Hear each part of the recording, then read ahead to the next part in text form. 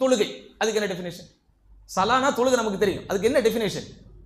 தக்பீரத்துல் இஹ்ராம் ஆரம்பித்து தஸ்லீம் வரைக்கும். தக்பீரத்துல் இஹ்ராம்னா என்னது? ஹராமாக்கக்கூடிய தக்பீர். என்னையா ஹராமாக்கக்கூடிய தக்பீர்? ஆமா பிரதர், உண்பது ஹலால், அல்லாஹுக்கு தக்பீர் கட்டிட்டா ஹராம் ஆயிடுது. பேசுறது ஹலால், அல்லாஹுக்கு தக்பீர் கட்டிட்டா ஹராம் ஆயிடுது. வியாபாரம் பண்றது, தூங்குறது, சிரிக்கிறது எல்லாம் நமக்கு அல்ஹம்துலில்லாஹ் அனுமதிக்கப்பட்ட விஷயங்கள்.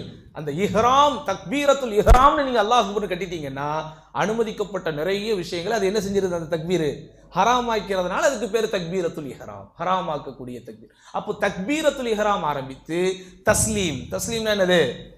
அஸ்ஸலாமு அலைக்கும் சொல்லி சலாம் வாங்குறோம்ல, எங்க இருந்து வாங்குறோம்னு தெரியல, சொல்லி தக்பீர் கட்டுறோம், சலாம் வாங்குறோம். இப்படி இந்த தக்பீர் ஆரம்பித்து தஸ்லீம் வரைக்கும் நபி ஸல்லல்லாஹு அலைஹி வஸல்லம் அவர்களுடைய வழிகாட்டுதல்களை பேணி அல்லாஹ்விடத்தில் நன்மையை எதிர்பார்க்க வேண்டிய நிய்யத்தோடு சில விஷயங்களை செய்வதற்கு பேர் என்னது?